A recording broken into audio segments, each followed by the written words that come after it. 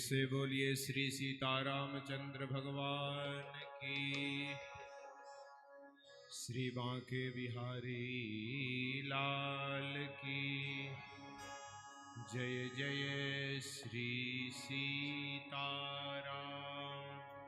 जय जय श्री राधे श्याम।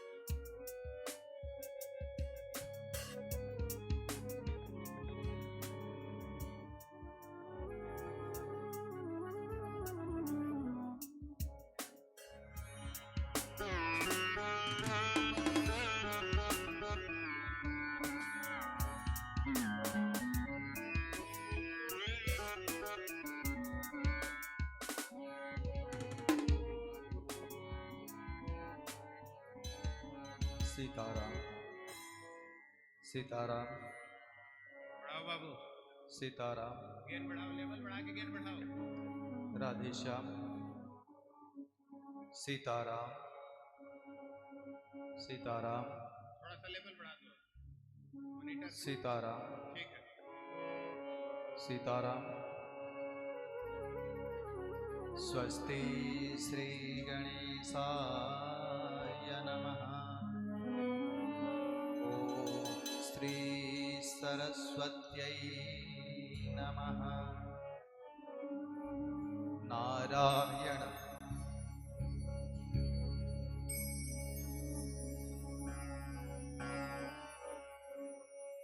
नारायणं नमस्कृत्य नरं चैव नरोत्तमं देवीं सरस्वतीं व्यासं ततो जयमुदीरये। अखण्डमण्डलाकारं व्याप्तं येन चराचरं तत्पदं दर्शितं येन तस्मै श्री गुरवे नमः। सच्चिदानन्दरूपाय विषवत्पत्यादिहेतवे तापत्रयविनाशाय श्रीकृष्णाय वयं नमः। नीलाम्बुजश्यामलकोमलाङ्गं सीतासमारोपितुवामभागं पाणौ महासायकचारुचापं नमामि रामं रघुवंशनाथम्। अतुलितबलधामं स्वर्णशैलाभदेहं तनुजवनिकृशानं ज्ञानिनामग्रगण्यं सकलगुणनिधानं वानराणामधीशं रघुपतिप्रियभक्तं वातजातं नमामि। कर्पूरगौरं करुणावतारं संसारसारं भुजगेन्द्रहारं सदा वसन्तं हृदयारविन्दे भवं भवानी सहितं नमामि। विन्ध्यस्थां विन्ध्यनिलयां विन्ध्यपर्वतवासिनीं योगनिं योगजननीं तां चण्डिकां प्रणमाम्यहम्। लक्ष्मीनाथसमारम्भां नाथयामुनमध्यमाम् अस्मदाचार्यपर्यन्तां वन्दे गुरुपरम्पराम्। जय जय जय हनुमान गोसाई कृपा करो गुरुदेव की नाई। अकारण करुणावरुणालय भक्तवांछा कल्पतरु परम ब्रह्म परमात्मा मर्यादा पुरुषोत्तम भगवान श्री राम की परम मंगलमयी कथा कि आज चतुर्थ सत्र में हम लोग प्रवेश कर रहे हैं। भगवान श्री सीतारामचंद्र श्री राधा कृष्ण चंद्र भगवान शाम्ब सदाशिव भगवान अनंत हनुमंत अनंत बलवंत हनुमंत लाल जी के चरणों में साष्टांग प्रणाम।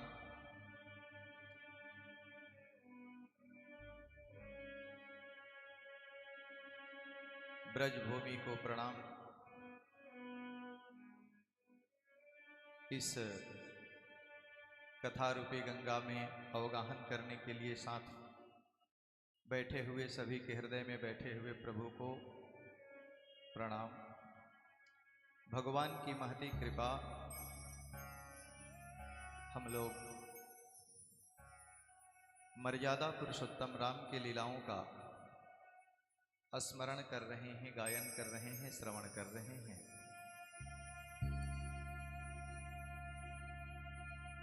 दो ही पूर्ण ब्रह्म बताए गए, प्रभु श्री राम और प्रभु श्री कृष्ण। ये पूर्णावतार माने जाते हैं और इन दोनों ने हमें सनातन वैदिक धर्म पे चलने का मार्ग प्रशस्त किया। इन लोगों ने चल करके हम लोगों को बताया कि सनातन वैदिक धर्म की यात्रा कैसे की जाती है। ये दोनों अवतारों की कथाओं को पढ़ने से, सुनने से पता चलता है। कोई भी काम धर्म से हट करके इन लोगों ने नहीं किया। और आज हमारे समाज में भी जितनी भी कृतियां उत्पन्न हो रही हैं, केवल अपने वैदिक धर्म से हम लोग अलग हुए इसलिए हो रही हैं। अगर जीवन में राम को समझ लिया जाए तो मुझे नहीं लगता कि कोई विकृति हम लोगों में आएगी। सनातन का अर्थ होता है जिसका अंत का पता न हो। बाकी जितने पंथ मत मजहब हैं, इन लोगों का इतिहास मिलता है कि कितने पुराने हैं, लेकिन अपने सनातन का कोई इतिहास नहीं मिलता। और इतना इसका जड़ गहरा है कि जितना अपने सनातन धर्म पे कुठाराघात हो रहा है, अब तक ये कमजोर होता तो कब तक बिखर गया होता। लेकिन जड़ इसकी इतनी मजबूत है, चूंकि भगवान स्वयं इस धर्म पे चले हैं, इसलिए ये बिखर नहीं रहा। जब जब भी धर्म पे हानि होती है, जब जब होई धर्म की हानि, बाढ़ई असुर अधम अभिमानी, तब तब धरि प्रभु विविध शरीरा, हरई कृपा निधि सज्जन पीरा। तब तब भगवान अनेक रूपों में अवतार लेकर के आते हैं और हमारे धर्म की रक्षा करते हैं।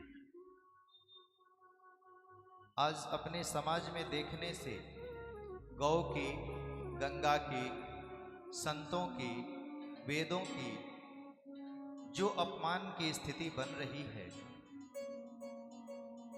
कहाँ हम लोग जा रहे हैं, थोड़ा सा भी हम लोग विचार नहीं कर रहे। और इसी का कारण हो रहा है कि हम लोग अपने घर में भी बिखरते जा रहे हैं। समाज तो बाद में बिखरता है, अपने आप में पहले हम बिखरते हैं। हमारे शरीर में काम, क्रोध, लोभ, ईर्ष्या, मोह उत्पन्न होता है तो पहले अपना बर्बाद करते हैं, फिर परिवार बर्बाद होता है, तब समाज गड़बड़ाता है। इसी युग में हमें लगता है कि भगवान की कृपा जरूर हम लोगों पे हुई है। जिस भूमि में, इसी उत्तर प्रदेश की भूमि में दोनों अवतार हुए, कृष्णावतार भी हुआ और रामावतार भी हुआ। और आज इस भूमि पर एक महात्मा हम लोगों का मुखिया बन करके चला रहा है।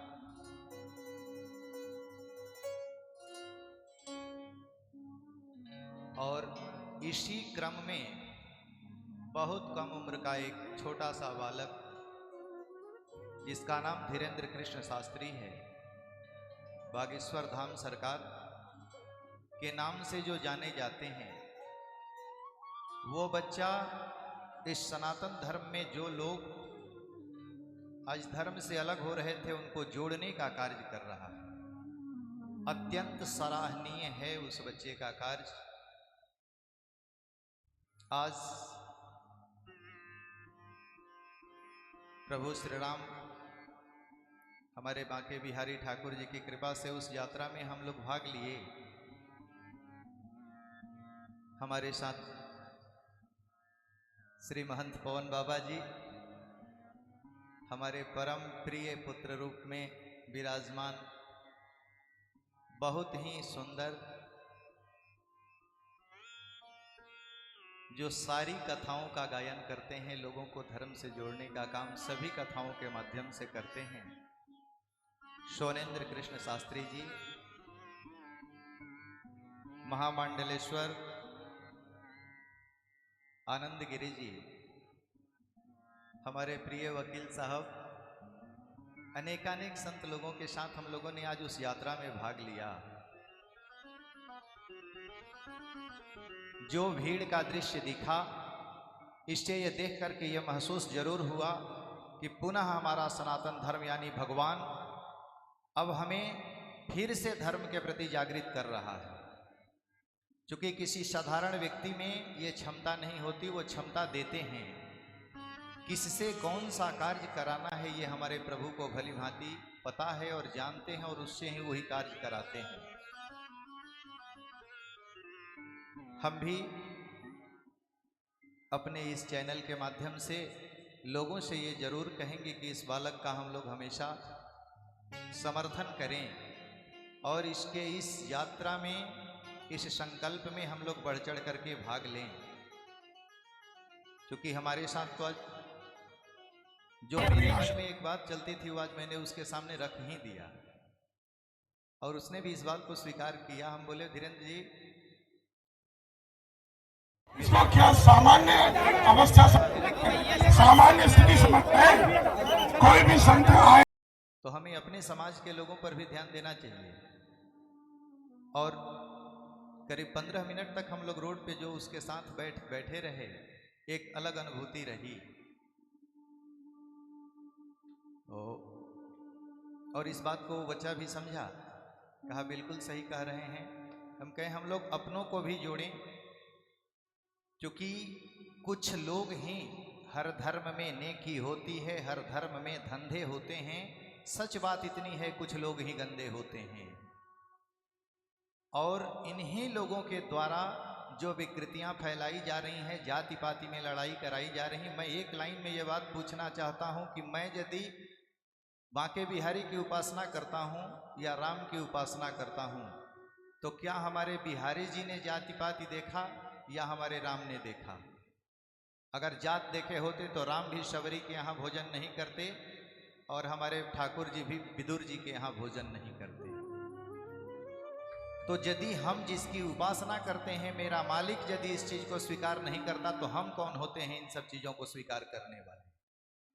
कथन सिर्फ इतना, अगर आप सन्मार्ग पे चल रहे हैं तो किसी वर्ण के हैं, किसी जाति के हैं, आपके साथ हम बैठ करके भोजन कर सकते हैं, शयन कर सकते हैं, खेल सकते हैं, जो भी इच्छा हो कर सकते हैं।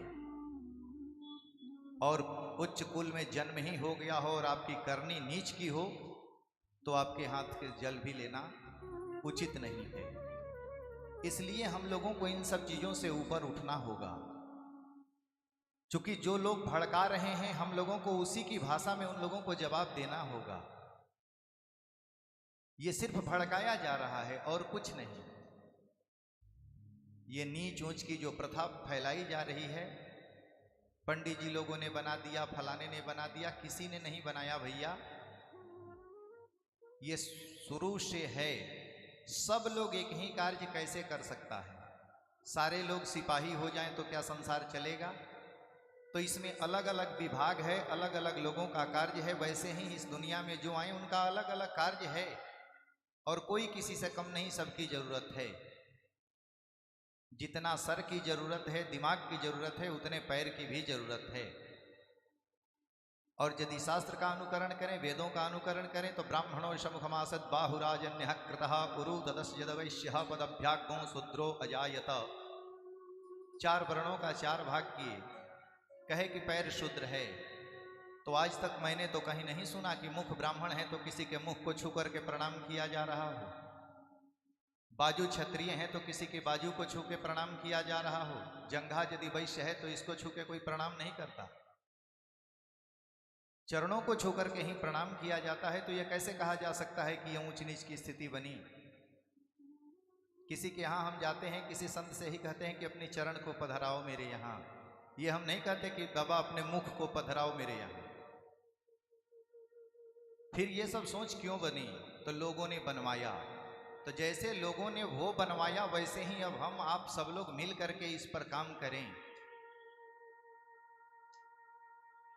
किसी संप्रदाय से किसी को मतलब रखने की जरूरत नहीं कि ये रामानंद संप्रदाय से हैं, हम रामानुज संप्रदाय से हैं, वो निम्बार्क संप्रदाय से हैं।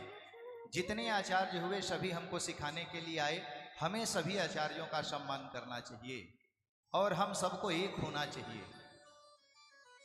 हम सब लोग जब एक होंगे तो संघे शक्ति कलौ युगे, कलयुग में संघ में ही शक्ति है।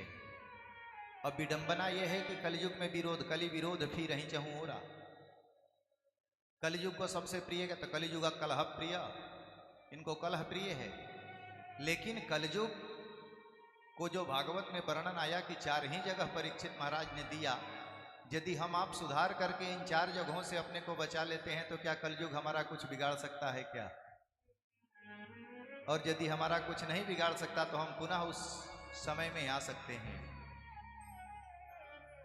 मतलब आज शरीर तो थका, हमारे प्रभु की कथा में कुछ विलंब हुआ, लेकिन वहां जो अनुभूति हुई वो अद्वितीय रहा और सराहनीय कार्य रहा। सभी हम लोगों को जागृत होना चाहिए। एक अकेला चना भाड़ नहीं फोड़ सकता। हम सब जो जहां से है वहीं से उसमें लगें और लगेंगे तो एक दिन सुधार हो जाएगा। और बहुत कुछ सुधरा है जब से हमारे जोगी बाबा जी का शासन आया है, या धीरेन्द्र जैसे और भी लोग हैं जो संत लोग इस मार्ग पर बढ़ रहे हैं। बहुत कुछ सुधार हुआ है। नहीं तो तिलक लगा के निकलने में डर लगने लगा था बीच में जो समय आया था। आज इन लोगों को भगवान दीर्घायु करें, इन लोगों को ताकत दे, जगत जननी जगदम्बा शक्ति दे इन लोगों को कि ये लोग आगे बढ़ें और हम लोग इन लोगों के साथ दें। प्रेम से बोलिए श्री सीतारामचंद्र भगवान की। 2 मिनट भगवान के नाम का संकीर्तन करते हैं, फिर कथा में प्रवेश करते हैं। भज गोविंद गोविंद गोपाला, भज गोविंद गोविंद गोपाला, भज राधे राधे नंद लाला, भज राधे राधे नंद लाला, भज गोविंद गोविंद गोपाला, भज गोविंद गोविंद गोपाला, भज राधे राधे नंद लाला, भज राधे राधे नंद लाला, यशोदा जी के लाला नंद लाला, यशोदा जी के लाला नंद लाला, मेरा मुरलिया वाला नंद लाला, मेरा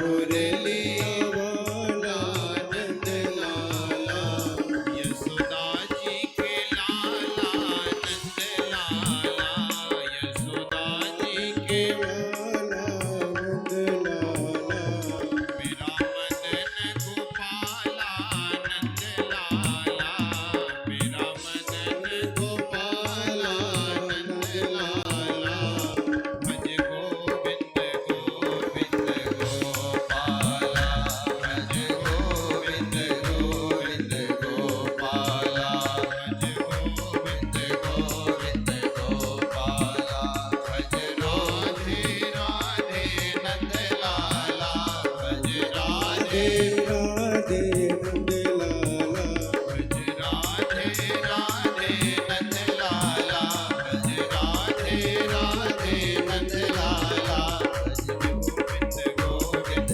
गोपाला, भज गोविंद गोविंद गोपाला, भज गोविंद गोविंद गोपाला, भज गोविंद गोविंद गोपाला। प्रेम से बोलिए श्री सीतारामचंद्र भगवान। भगवान की जय हो। हम लोगों ने कल भगवान के परम मंगल विवाह का प्रसंग श्रवण किया। बहुत प्रसन्नता हुई है जनकपुर में। बार बार महाराज कहते हैं और जनक जी रोक लेते हैं, क्योंकि प्रेम बहुत गहरा विषय होता है और दर्द होता है प्रेम में, आह निकलता है दिल से प्रेम में। और इसी मानस में स्वामी जी लिखते हैं कि आह दो समय में निकलता है, मिलत एक दुख दारुण दिन्हा, बिछुरत एक प्राण हरि लिन्हा। एक है कि मिलते मिलते दर्द देता है, आह निकल जाएगा, और एक है कि पास से जब दूर जाने लगेगा तो लगेगा कि प्राण ही चला जाए, ये क्यों जा रहा है। अब इसको उदाहरण से समझना चाहें तो पुष्प और कांटा से समझ सकते हैं। कांटा जैसे पैर में चुभता है, चुभते चुभते आह निकलता है, और कोई खूबसूरत पुष्प आप अपने हाथ में लेकर के उसको निहार रहे हो, खुशबू ले रहे हो, और वो भी कोई हाथ से लेता है तो लगता है कि ये क्यों ले लिए। आज यही स्थिति हुई है। महाराज जनक बार बार विनय करके रोक लेते हैं। समय बीता है, महाराज दशरथ ने एक दिन प्रार्थना किया कि प्रभु कितना दिन यहाँ रखेंगे, वहां भी कार्य इत्यादि देखना है, इसलिए अब आप छुट्टी देते तो हम लोग चलते। स्वीकार किया है महाराज जनक ने, बहुत सारे विदाई में उन्होंने सामग्री दिया है। माता जी लोगों ने चारों अपने पुत्रियों को समझाया है कि वहां जाकर के किस हिसाब से रहना, अपने कुल मर्यादा की रक्षा कैसे करना। क्योंकि मैंने एक दिन और निवेदन किया कि पुत्र एक कुल को उतारता है, पुत्री दोनों कुल को उतार देती है। 10 पुत्र के बराबर एक पुत्री मानी जाती है। तो कहे कि ऐसा कुछ ना हो कि हम लोगों को उलाहना सुनना पड़े। जिस दिन ये स्थिति होगी उस दिन आप लोग समझ लेना कि आपके माता पिता इस दुनिया में नहीं रहे। समझा बुझा करके विदाई हुआ है, वहां से महाराज चले हैं। यहां अयोध्या बारात पहुंची है, लौट करके सभी माताएं, पूरा अयोध्या नगरी मंगल से, मंगल कलश सज गए हैं, दीप मालिकाओं से सज गई है, सभी लोग प्रसन्न हैं। माता जी लोगों ने यहाँ आने के बाद जो यहाँ के कुल परंपरा के हिसाब से रस्म होता है उस रस्म को किया है। गई हैं अंदर मैया। संध्या का समय हुआ है, महाराज दशरथ का प्रवेश हुआ है राजमहल में। तीनों माता जी लोग हैं, माँ कौशल्या, माँ कैकेयी, माँ सुमित्रा। इन लोगों से महाराज ने कहा कि आप लोग से मैं एक बात कहना चाहता हूं। मैं आज ही लौटा हूं जनकपुर से, और जनकपुर से मैंने 4 बेटियों को लेके लौटा है। इसलिए हमारी ये प्रार्थना है या आदेश समझें आप लोग कि इन चारों को आप लोग कभी बहू के रूप में नहीं देखेंगे, इनको बेटी के रूप में देखेंगे। माता जी लोगों ने स्वीकार किया है। इसके बाद एक रस्म होता है विवाह में, अगल बगल अड़ोसी पड़ोसी लोग आते हैं कन्या निरीक्षण करने के लिए, मुंह दिखाई का रस्म। तो पहले मुंह दिखाई के रस्म तो माता जी लोगों को ही करना है। मां सीता का मुख देखने के लिए जब मां कैकेयी आई हैं, महाराज बगल में खड़े हैं, महाराज से कही हैं कि देखिए मैं इनको ऐसा वस्तु देना चाहती हूं जो कोई दिया न हो। महाराज कहे कि तो कमी किस बात की है, दे दो, क्या देना चाहती हो। माँ कैकेयी ने कहा कि मैं इनको एक घर बना करके एक महल देना चाहती हूं अलग। बोले कोई बात नहीं, महल बन जाएगा। कैसा महल बनाना चाहती हो? तो माँ कैकेयी कह रही है कि मैंने स्वप्न में देखा है एक महल, वैसा ही महल चाहिए। महाराज कहे कि तो सपना आपने देखा है तो हमें कैसे पता चलेगा कि कैसा महल आपने देखा है, कुछ बताओगे? कहे कि मैंने जो महल देखा है वो सोने का महल देखा है। महाराज कहे ठीक है वही होगा। माँ कैकेयी के कहने पे सोने का भवन बना है हमारे माँ सीता के मुंह दिखाई के रस्म में। आज भी वो महल अयोध्या जी में आप जाएंगे तो कनक भवन के नाम से विख्यात है। ये माँ कैकेयी के मुंह दिखाई का है। अब माँ सुमित्रा बगल में थी, वो सोचने लगी कि ये तो महल देती, मैं क्या दूं? उन्होंने अपने पुत्र लक्ष्मण को ही सौंप दिया। बोले यही मुंह दिखाई के रस्म में यही सेवा करेंगे। ये रस्म बीता है हमारी मां जानकी प्रतिदिन अपने घर के गृह कार्यों को स्वयं करती हैं। और शास्त्रोक्त भी ये विधा है कि घर में झाड़ू लगाने का काम अपने करना चाहिए, भोजन बनाने का काम अपने करना चाहिए और बर्तन धुलने का काम अपने स्वयं करना चाहिए। ये सब लक्ष्मी हैं। और विडंबना ये है कि ये तीनों काम करने के लिए आज मेड रखे जा रहे हैं। हमारी माँ प्रतिदिन अपने झाड़ू लगाती हैं। माता जी लोगों ने मना किया, बहुत नौकर हैं, आप क्यों लगाती हो, आप झाड़ू लगाने के लायक नहीं हो। मैया ने कहा कि माँ, वेदों में जो रास्ता, श्रुतियों ने, पुराणों ने जो कहा है कि घर की बहू का कार्य है घर का सफाई रखना, इसलिए मैं लगाती हूँ। दोनों पक्ष अपने अपने जगह पे ठीक है। ये लोग मोह में पड़े हैं, ममता में पड़े हैं कि भाई बहू है इससे काम न करने दें, और वो अपने धर्म पे चल रही हैं कि मुझे करना है। माता जी लोगों ने देखा कि ये बात मान नहीं रही हैं और सुबह ब्रह्म मुहूर्त में ये उठती हैं, यानी 4 बजे के आसपास, अंधेरा ही रहता है। इन लोगों ने जो इस चीज से, जिस झाड़ू से लगाती थी, उस झाड़ू को छिपा दिया। माँ समय से उठी और उठने के बाद अब वो झाड़ू ढूंढने लगी, जहां रोज रखा जाता था वहां नहीं मिला। और तीनों माँ अपने अपने कमरे से देख रही है गौर करके कि आज तो अब इनको मिलेगा नहीं, कैसे लगाएंगे। ढूंढने के क्रम में सीढ़ी के पास, जहां से सीढ़ी बनी है उस सीढ़ी के पास माँ पहुंची हैं, तो सीढ़ी के नीचे ये लोग छिपाई थी। हमारे मैया के चरणों में लगा है और जैसे लगा कि इनके पैर से खून निकल गया, रक्त निकल गया। इन्होंने गौर से उसे देखा और जो गौर से उसे देखा तो उसमें आग लग गई, वो जल गया। अब जो तीनों माताएं अपने अपने खिड़की से देख रही थी, जितना तेज आग लगना देखी, जलना देखी, उतने तेज बंद किया उन लोगों ने खिड़की को। दिन बीता। संध्या के समय हमारे माँ जानकी का ये नियम था कि तीनों माताओं की सेवा करती थी चरणों की, इसके बाद शयन करती थी। आज गई है माँ कौशल्या के पास। माँ ने कहा कि मुझे एकदम आज इच्छा नहीं है, सेवा नहीं चाहिए। फिर माँ कैकेयी के यहाँ गई, वो भी मना कर दी। सुमित्रा मैया के पास गई, वो भी मना कर दी। तीनों लोगों ने आज सेवा नहीं लिया, आ गई अपने कमरे में। प्रभु हमारे शयन करने के लिए आए तो उन्होंने पूछा कि सेवा हो गया माताओं का? मैया ने कहा कि मैं सेवा करने तो गई, लेकिन आज कोई माँ सेवा ली नहीं हमसे।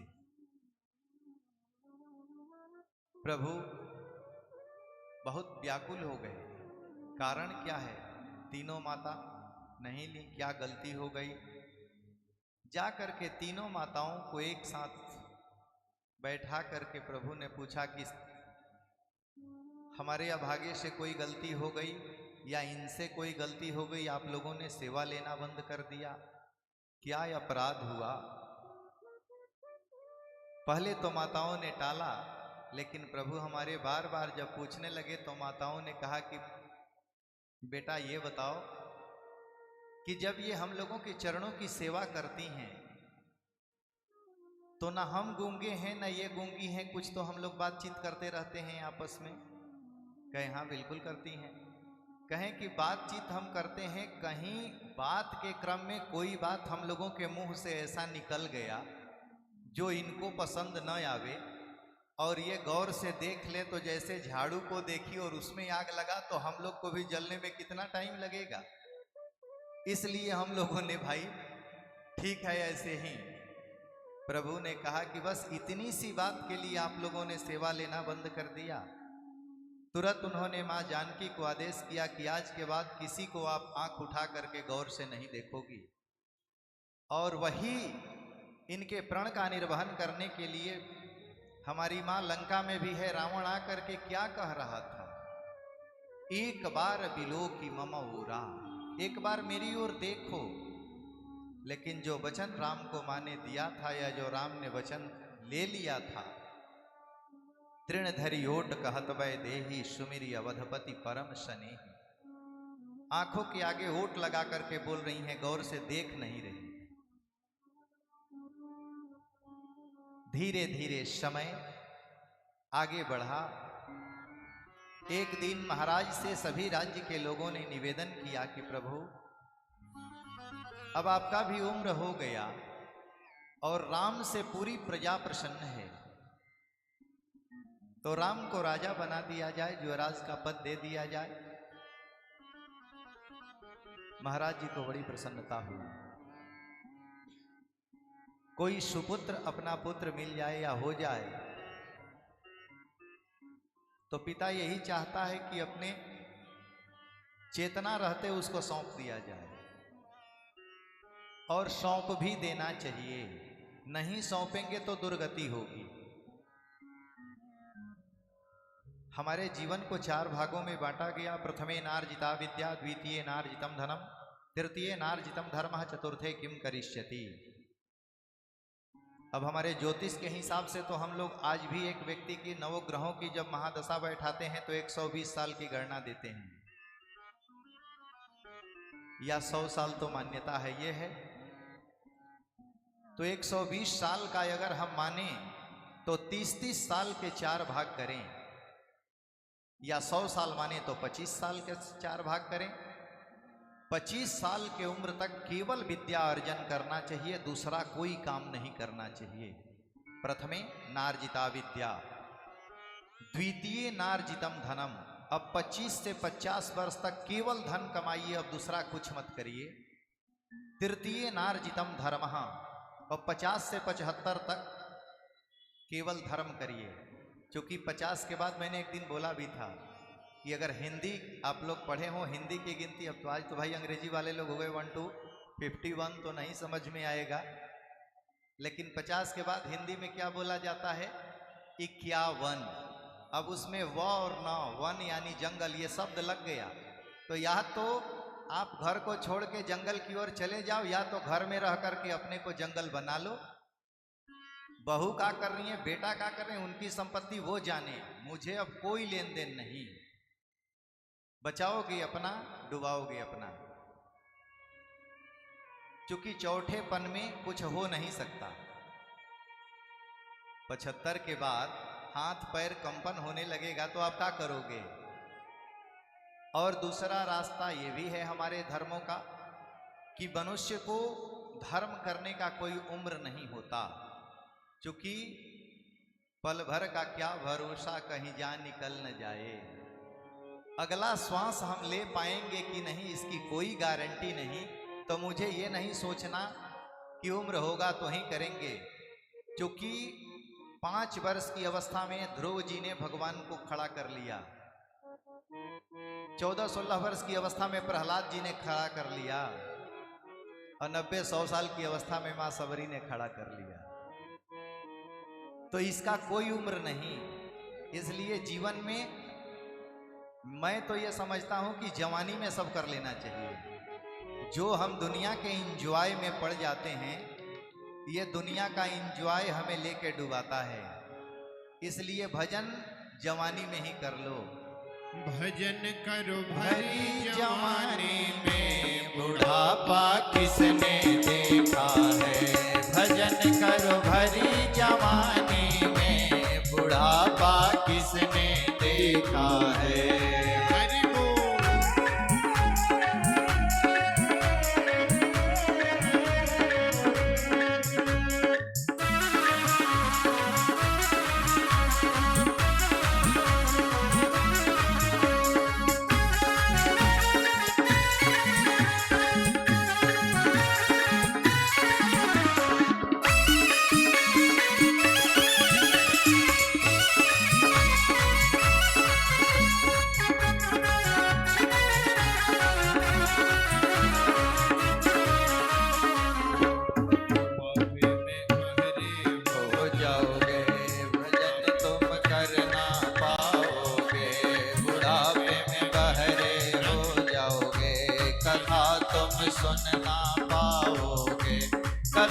सुन भरी जवानी में बुढ़ापा किसने देखा है।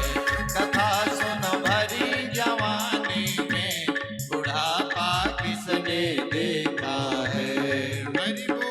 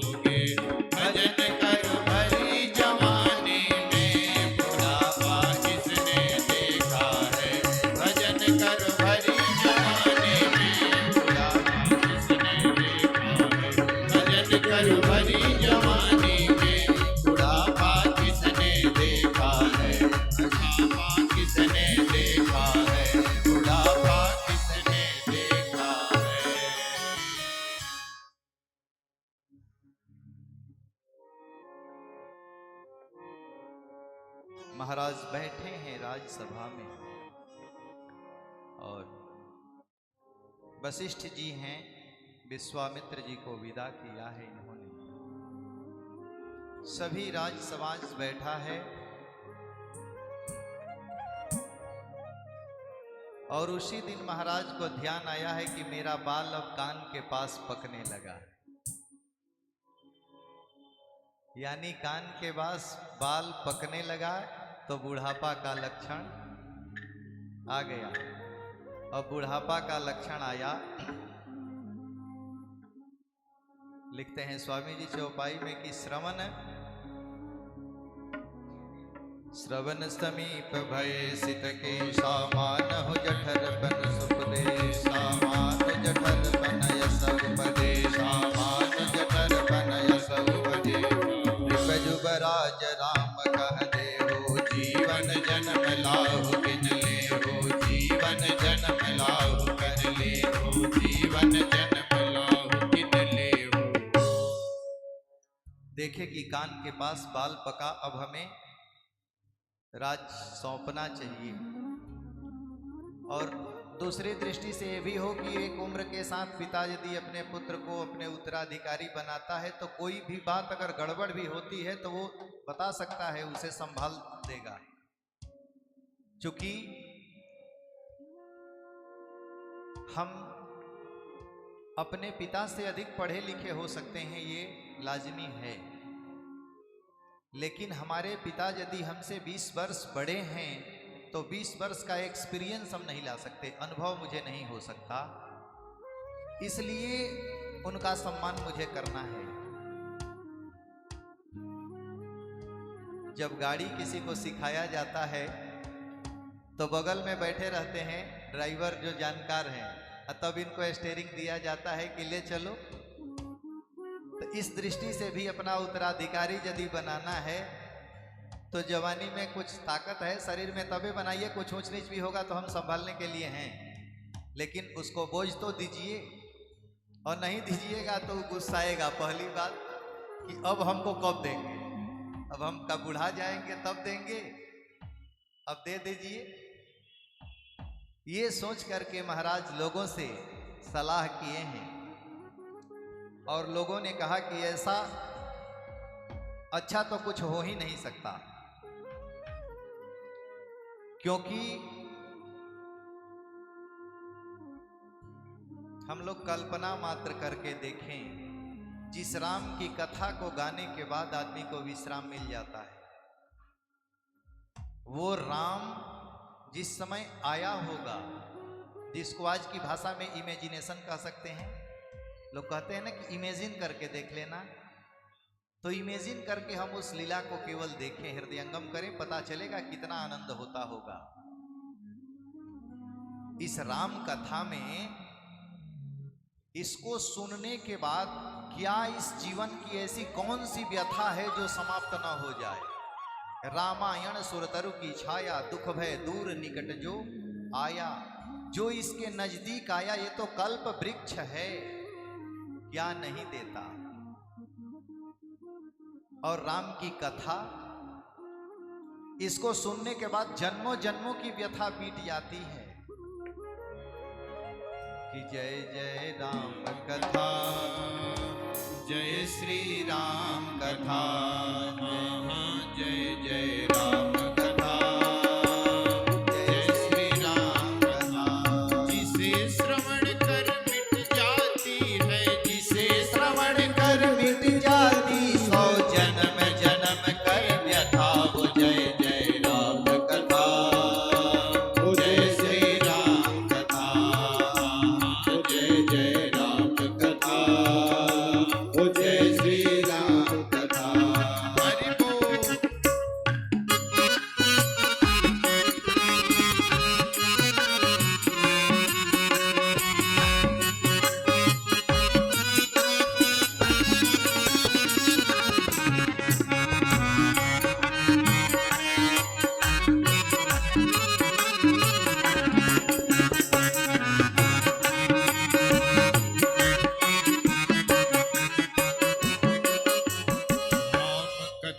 कलिका मत गाई, सुजन सजीवन मोरि सुहाई। राम कथा कलिका मत गाई, सुजन सजीवन मोरि सुहाई।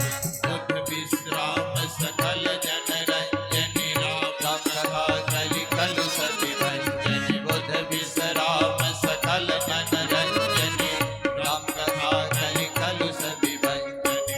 तेरा परमार्थ बन जाए, तेरा परमार्थ बन जाए, श्री नारद कर यथा, हो जय जय राम कथा, जय श्री श्याम कथा, जय जय राम कथा, जय श्री राम कथा। हरि बोल।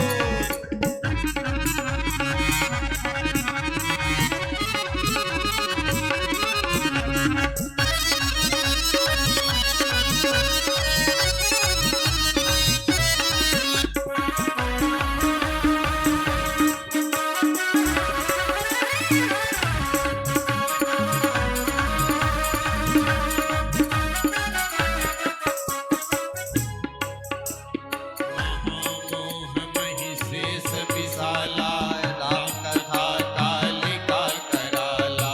महामोह महिषेष विशाला, राम कथा कालिका कराला। गोस्वामी जी लिखते हैं मानस में, ये दुनिया का मोह क्या है, ये महिषासुर है, महिषासुर राक्षस।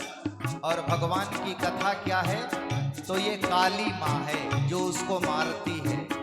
महामोह महिषेष विशाला, राम कथा कालिका कराला।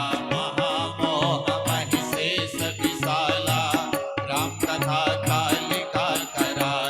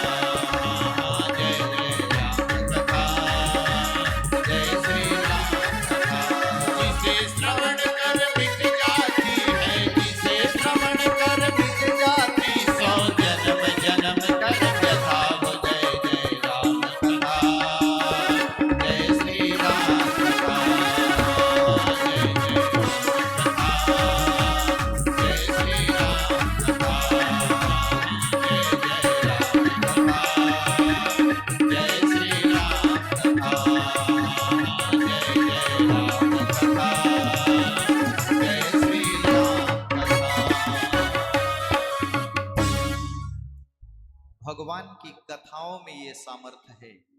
एक जन्म नहीं, अनेक जन्मों की भी कोई दर्द दुख आपके जीवन में आ गया हो तो वो खत्म हो जाता है। क्योंकि किसी भी कारण से हम दुखी होते हैं तो उसका हमें समझ में नहीं आता कि ये हो क्यों रहा। और राम कथा संशय को, राम कथा सुंदर करतारी, संशय बिहग उड़ावनिहारी। जैसे कहीं पक्षी का समूह बैठा हो और इंसान ताली बजा देता है तो वो पक्षियां उड़ जाती हैं, वैसे आपके जीवन में इस लोक से लेकर के और उस लोक तक का कोई भी संशय उत्पन्न हो गया तो इस राम कथा का आश्रय ले लीजिए, रामचरितमानस का अध्ययन कर लीजिए। एक संशय आपका ऐसा नहीं रह जाएगा जो न मिट जाए। लेकिन समझना होगा, क्योंकि एक एक चौपाई मानस की मंत्र नहीं, महामंत्र है और जीवन का सूत्र है।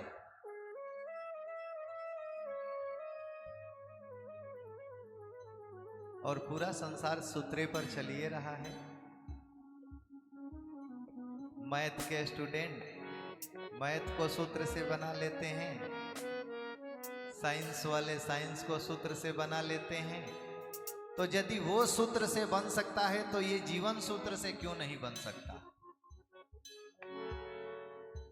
आपने देखा नहीं, H2O equal to water, hydrogen 2 oxygen 1 मिलके पानी बना, H2SO4 हाइड्रोजन 2 सल्फर चीनी बना। ये आप समझ लिए, ऐसे इसको भी समझ लेना है, ये सूत्र ही तो है। और एक एक सूत्र अगर जीवन में उतारे तो मुझे नहीं लगता कि कोई दर्द होगा। क्योंकि हम लोग किसी व्यक्ति से दुखी होते हैं, किसी वस्तु से दुखी होते हैं या किसी स्थान से दुखी होते हैं, बस।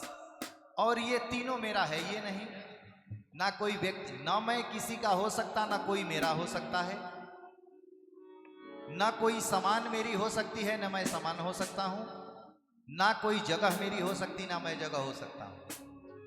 ये तो माया का फेरा है जो हमें फंसा के रखा है। ये माया तेरी बहुत कठिन है राम।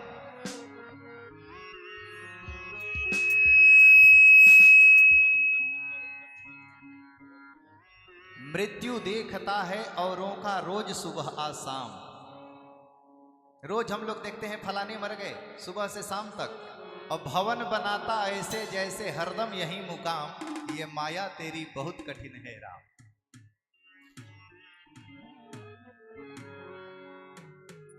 तो इस माया के चक्कर में जिस दिन ये बात समझ में आ गई कि ये दुनिया ना मेरी है ना मैं इस दुनिया का हूं, तो फिर दर्द होगा क्या, कोई कष्ट हम लोगों को होगा क्या जीवन में।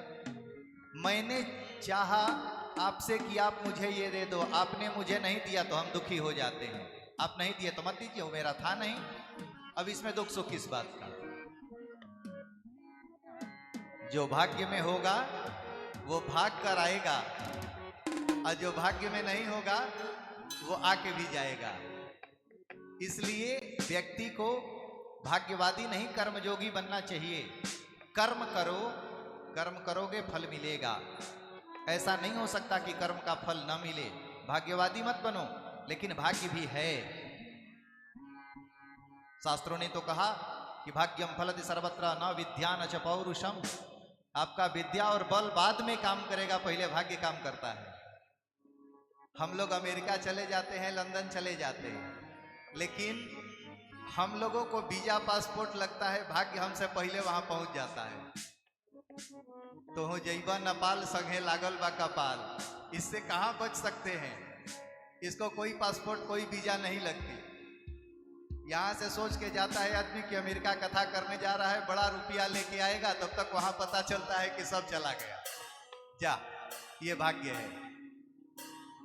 इसलिए आप कर्म को करिए।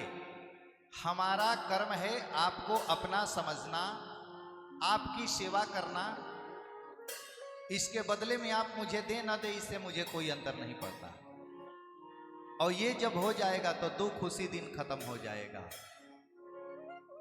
क्योंकि ये दोनों चीजें मुझे फंसाती है। मैं ये चाहता हूं आप मुझे ये दे दो, आपने दे दिया तो मेरा लोभ बढ़ेगा, और आपने नहीं दिया तो क्रोध बढ़ेगा। तो दोनों में हम फंस गए। लोभ बढ़ा तो भी फंस गए और गुस्सा आ गई। कामना की पूर्ति नहीं होना ही गुस्सा का कारण है, और गुस्सा कहीं अलग से थोड़े आता है। मेरी बात इन्होंने नहीं माना इसलिए हम चिल्ला दिए, तो भैया ये तो उलट दीजिए तो ये आप पे भी लागू हो जाएगा। आप उसको कुछ कहे होंगे तो भी आपसे कुछ कहा, तो आप ये कह रहे हैं कि मेरा इसने नहीं माना, तो वो भी कह सकता है कि आपने मेरा नहीं माना। फिर यहां शांति मिल जाएगी कि नहीं? ना हम माने ना तुम माने, जाओ हो गया काम खत्म। और यही हम लोगों से हो नहीं रहा। ये मेरा बेटा है, मेरे कहना में नहीं रहेगा। इस जन्म में वो मेरा बेटा बना है, पिछले जन्म में हमारा बाप रहा होगा तो, वो मेरा शत्रु रहा होगा तो कहां से मानेगा? तो हमें बाप बेटा में के चक्कर में पड़ने की क्या? मेरा नौकरी है, मैंने अगर संतान पैदा किया तो मेरी एक नौकरी है, बस उसका पालन पोषण करें। ये हमारे चाहने से, बहुत ऐसे दंपति हैं जो पूरे जीवन साथ रहते हैं, एक लड़का नहीं होता। क्यों नहीं होता भाई? अगर हमारे चाहने से होना होता तो हो सकता था। इसका अर्थ कि मेरे चाहने से नहीं होता। तो जिसने दिया उसी को सौंप दो। जैसे आपको नौकरी सरकार ने दिया, आप जाते हो अपना नौकरी करते हो, ऐसे ही समझो अपने बेटा बेटी संतान को, पत्नी को, पति को ये नौकरी मिली है, उस नौकरी को पूरा करो, फिर कभी दुखी नहीं होंगे आप। और यही समझाने के लिए हम लोग महात्मा बन के घर द्वार परिवार छोड़ करके बैठे। हर हाल में खुश रहना संतों से सीख जाएं। कहे ना कि इन मस्तों की बस्ती में आता है कोई कोई, रोती है सारी दुनिया गाता है कोई कोई। हम लोगों का मौज देखिए। आप एक घर बनाते होंगे तो कहेंगे कि मैंने एक बंगला बनाया, हम रोज घर बदल देते हैं। क्या इसकी स्थिति हो गई? फकीरों की मौज का क्या कहना, वाह वाह रे मौज फकीरों की। कभी तो रहले रंग महल में, कभी वो गली अहीरा की, वाह वाह रे मौज फकीरा की। कभी वो खा ले चना चबेना, कभी वो खाए खीर आदि, वाह वाह रे मौज फकीरा की। चूंकि हम लोग सब में प्रसन्न हैं। आप लोग स्वेटर पहनते हैं, चादर पहनते हैं, कोट लेते हैं, हम सालों भर ऐसे रहते हैं, हम इसी में खुश हैं। कहाँ हमको कोई परेशानी होती है? आप लोग सुबह से रात तक में 3 टाइम भोजन करते हैं, हम 24 घंटा में एक बार भोजन करते हैं, उतने में खुश हैं। कहाँ हमको कोई परेशानी होती है? 24 घंटा में न तो आप लोग कम से कम 8 घंटा जरूर सोते होंगे, और हम 3.5 से 4 घंटा सोते हैं 24 घंटा में। क्या हमारे चेहरे पे कहीं सिकन दिख रहा है? कहीं आंख हमारी लाल दिख रही है? कहाँ हम दुखी हैं? ये सब चीजें अपने मन की, मन एवं मनुष्याणाम कारणम बंध मोक्षयोः। मन ही मनुष्य के बंधन और मुक्ति का कारण है। मन के हारे हार है, मन के जीते जीत, मन ही मिला दे राम से, मन ही करत फजीत। और हम लोग क्या हो गए? मन के गुलाम। चिल्ला दिए किसी पर, काहे चिल्ला रहे हो यार? अरे गुरुजी चिल्लाते नहीं है, गुस्सा दिला दिया, यानी आप उसके हाथ के बंदर हैं। वो कहा कि नाच तो आप नाच दिए, वो कहा कि हंस तो आप हंस दिए, वो कहा कि रो दे तो रो दिए, वो चिल्ला दिया चिल्ला दिए।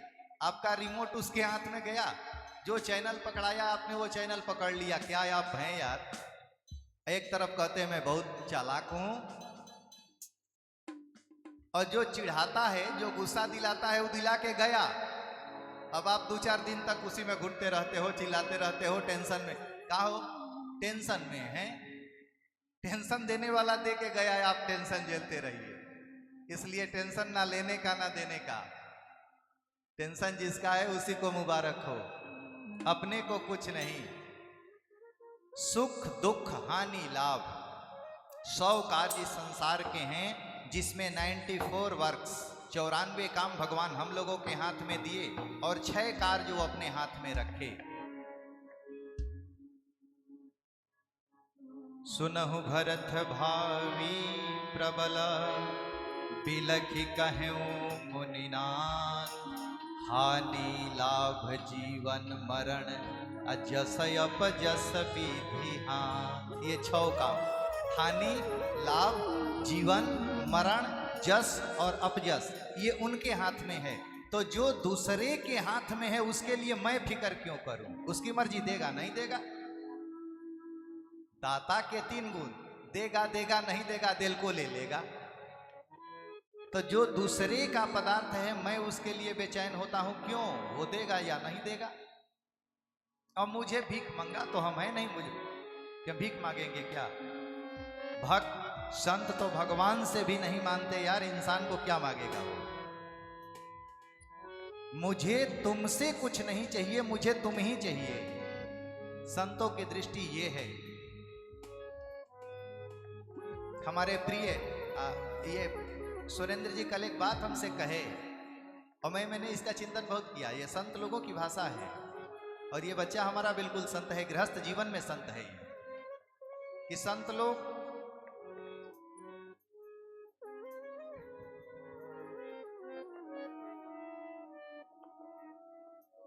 दिमाग से निकल गया, हम कहना क्या चाहे।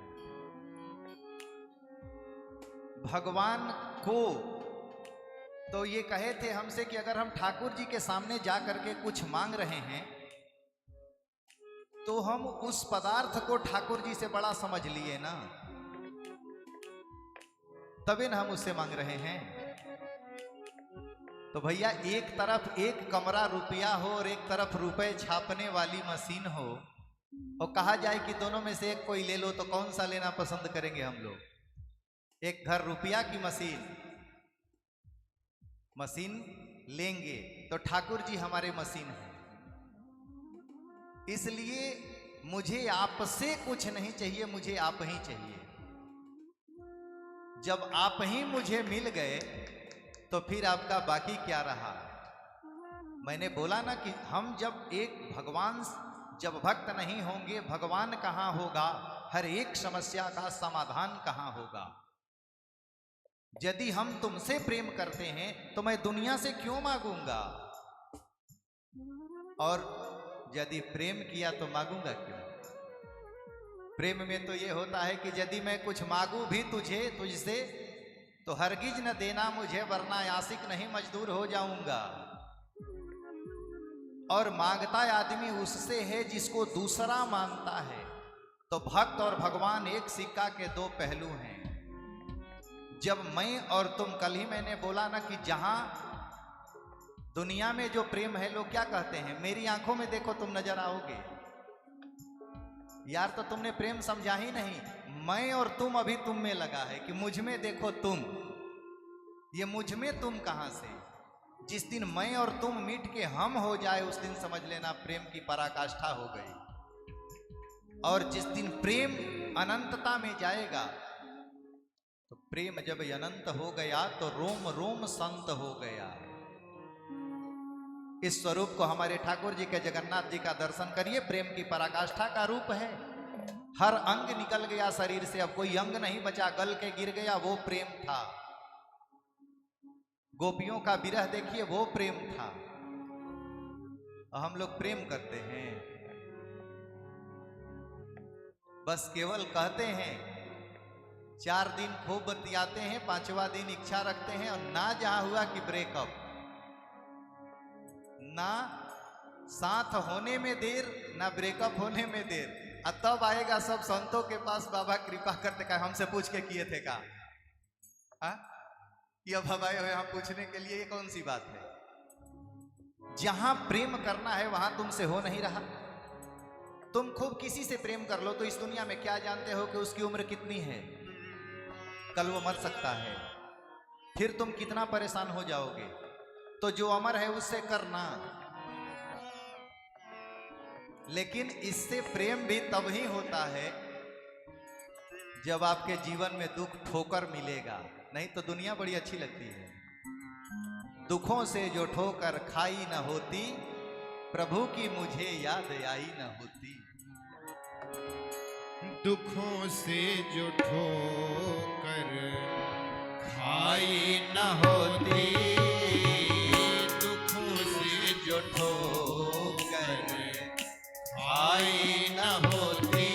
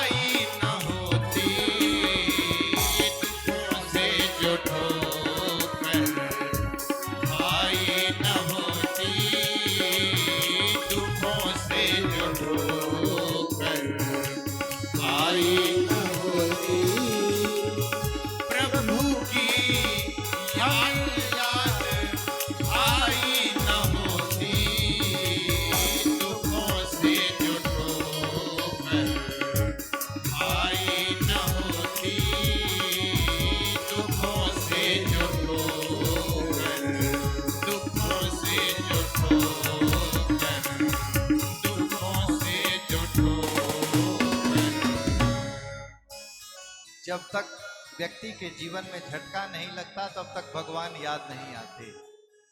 कहो कैसे फिरता ये गिरधर दीवाना, जगत जो ये अपना न लगता बेगाना। ये संसार जिस दिन लगने लगे कि ये मेरा अपना अब नहीं रहा, मित्रों के लग से जुदाई न होती, प्रभु की मुझे याद आई न होती। इसलिए इसी को सब मान लो, ये कभी दर्द नहीं देगा, ये दर्द की दवा है और दुनिया दर्द है। दुनिया में सुर नर मुनि के यही शब रीति, स्वार्थ लागी करई सब प्रीति। लेकिन स्वार्थ है और स्वार्थ के बिना इस दुनिया में आप चल भी नहीं सकते। हमें भी स्वार्थ है तो मैं कथा बैठ के प्रवचन कर रहा हूं कि आप धर्म से जुड़ो। अगर स्वार्थ नहीं होता तो मैं क्यों करता? आश्रम में हम भी ठाट से आराम नहीं करते, भोजन का दुख थोड़े है।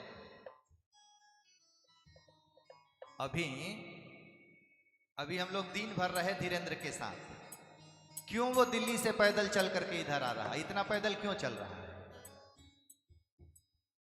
क्या उसको भोजन की दिक्कत है? अपने आश्रम में वो भोजन नहीं कर सकता, लेकिन कर रहा है। स्वार्थ है कि दुनिया धर्म से जुड़े, तो बिन मोहन फेरी जाए इस जगत कर्म की माला। इस संसार की माला आप बिना मोह के नहीं फेर सकते। पर मोह न इतना करिए, दे जगा द्वेष की ज्वाला। अब दो बेटे हैं, एक खूब मानने लगी है तो द्वेष दूसरे को हो जाएगा कि नहीं? तो मोह करना है, लेकिन इतना मोह नहीं करना कि द्वेष हो जाए। लोग कहते हैं कि भाई स्वार्थ बुरा है, स्वार्थी नहीं होना चाहिए। कैसे चलोगे दुनिया में? कहेंगे कि क्रोध बुरा है, क्रोध नहीं करना चाहिए। कैसे रहोगे दुनिया में? एक बार क्रोध भी करिए पर बोध नष्ट ना होवे। गुस्सा भी बहुत जरूरी है, क्योंकि शरीर में जब 5 तत्व है, क्षितिजल पावक गगन समीरा, अग्नि है इसमें, तो क्रोधाग्नि तो आएगी। तो क्रोध करना है, लेकिन इतना ध्यान रहे कि आपका क्रोध में आपका ज्ञान खत्म ना हो जाए। एक बार क्रोध भी करिए पर बोध नष्ट ना होवे। स्वार्थ भी बुरी नहीं है, औरों को कष्ट ना होवे। स्वार्थ भी बुरा नहीं, लेकिन ऐसा स्वार्थ मत करिए कि किसी को आपके स्वार्थ से कष्ट होने लगे। जो दर्द है वही दवा है। विषस्य विषमौषधम। विष की दवा विष ही होती है। किसी को सर्प काट ले और ये पता चल जाए कि फलाना नाग इसको काटा है, तो उसको मरने नहीं देगा साइंस। उसी सांप का पॉइजन का इंजेक्शन उसे दिया जाता है, क्योंकि विष ही विष की दवा है। अब अंतर इतना है कि किस ढंग से उसका उपयोग करना है, आपको उपयोग करने आना चाहिए। इस दुनिया में कोई भी कर्म सत्कर्म नहीं है और कोई भी कर्म दुष्कर्म नहीं है। देश काल और परिस्थिति के हिसाब से किया हुआ हर कर्म सत्कर्म है, और देश काल परिस्थिति के हिसाब से किया हुआ हर कर्म दुष्कर्म है। किसी को कोई संशय हो, वो अपने हिसाब से इस दुनिया का सबसे बुरा कर्म मुझे बता दे, मैं उसको शास्त्रों से एक नहीं अनेक शास्त्रों से साबित कर दूंगा कि यह सत्य है, सही है। और कोई एक बता दे कि सबसे ये सही कर्म है, मैं उसको साबित कर दूंगा शास्त्रों से कि यह गलत है। कौन सा कार्य किस परिस्थिति में किया गया, इस पे निर्भर करता है। केवल कार्य को नहीं देखा जा सकता। नहीं, कार्य को केवल देखा जाए तो अहिंसा परमो धर्मः, तो इतना बड़ा महाभारत का युद्ध हुआ। रामायण में राम ने इतना बड़ा युद्ध किया, इसमें तो लोग मारे गए। ये अहिंसा हुआ कि हिंसा? लेकिन ये अहिंसा ही माना गया, क्योंकि किस कारण से ये युद्ध हुआ निर्भर इस बात पे किया। प्रेम से बोलिए श्री सीतारामचंद्र भगवान की जय हो। हम तो माँ आज स्वयं इतने थक गए हैं कि बैठे हैं तो ये सब फट रहा है। अब 1 मिनट मन नहीं कर रहा पूरी दिन। अच्छा, धूप आज लग गई बड़ी तेज। कभी धूप में खड़ा होने की 1 मिनट आदत नहीं, और बहुत समय तक उसके साथ रहना पड़ा धूप में। बहुत थकान दिखे, चेहरे से दिख रहा है थकान।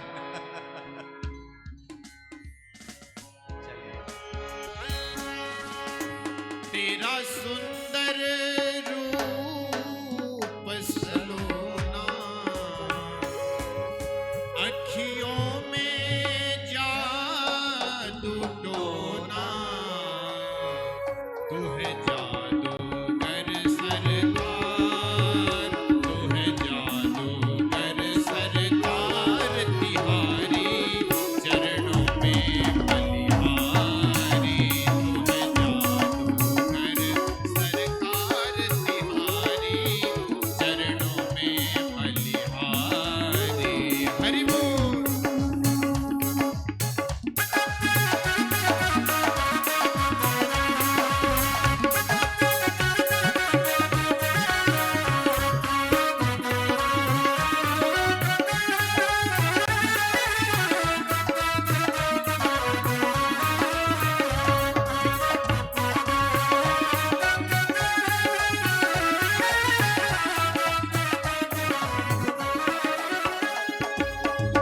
अधरों पर मुस्कान भरी, नैनों में मस्ती छाई,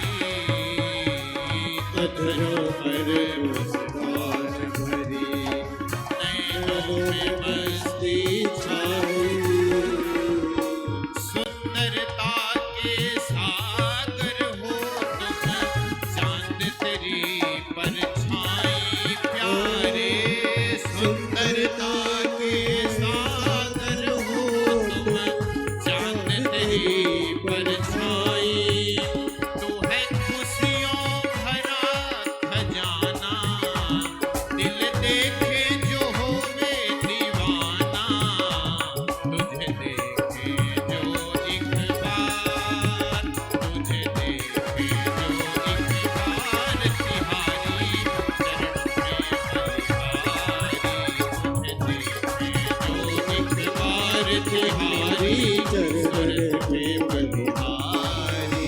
हरि बोल।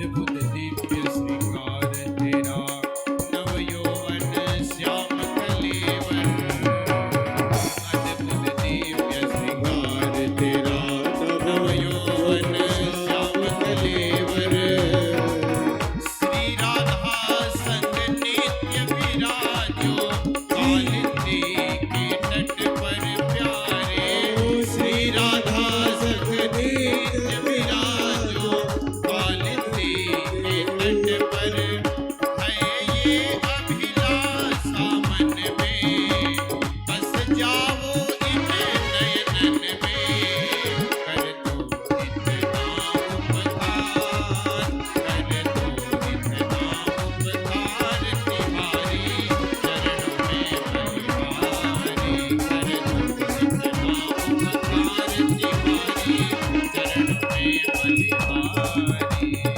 गोविंद बोलो हरि गोपाल बोलो, गोविंद बोलो हरि गोपाल बोलो, गोविंद बोलो गोपाल बोलो, गोविंद बोलो गोपाल बोलो, गोविंद बोलो हरि गोपाल बोलो, गोविंद बोलो गोपाल बोलो, गोविंद बोलो हरि गोपाल बोलो, गोविंद बोलो हरि गोपाल बोलो, गोविंद बोलो हरि गोपाल बोलो, गोविंद बोलो हरि गोपाल बोलो, राधा रमण हरि गोविंद बोलो, राधा रमण हरि गोविंद बोलो, राधा रमण हरि गोविंद बोलो, राधा रमण हरि गोविंद बोलो। प्रेम से बोलिए श्री राधा रमण लाल की, श्री सीतारामचंद्र भगवान की।